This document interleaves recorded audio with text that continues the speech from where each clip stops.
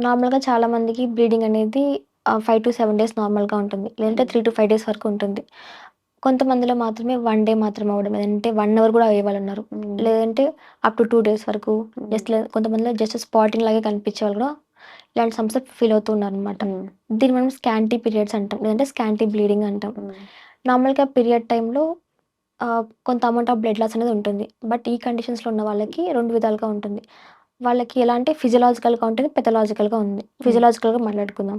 ఫిజియోలాజికల్‌గా అంటే వాళ్ళకి first period start అయినప్పటి నుంచి ఇప్పటి వరకు కంటిన్యూయస్‌గా స్కాంటీ పీరియడ్సే ఉంటాయి. ఓకే. అంటే తక్కువ బ్లీడింగే అవుతుంది.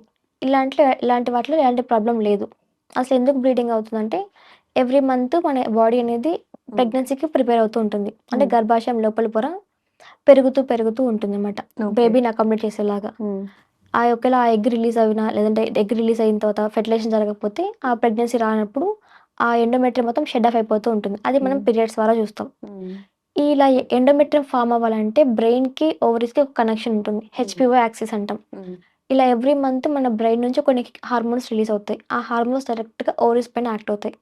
ఓవరీస్ పైన యాక్ట్ యాక్ట్ అయ్యి ఈస్ట్రోజన్ ఇంకా ప్రొజెస్టెరాన్ అనే హార్మోన్ రిలీజ్ అయ్యేలా చేస్తది. హ్మ్. ఈ హార్మోన్స్ ఏం చేస్తాయి? ఎండోమెట్రియంని గ్రో అయ్యేలాగా, బేబీ కోసం ప్రిపేర్ అయ్యేలా చేస్తది. ఓకే. ఇది ఒకవేళ ఆ హార్మోన్స్ ప్రొడ్యూస్ అవ్వకపోయినా, లేదంటే బ్రెయిన్‌లో ప్రాబ్లమ్స్ ఉన్నా కూడా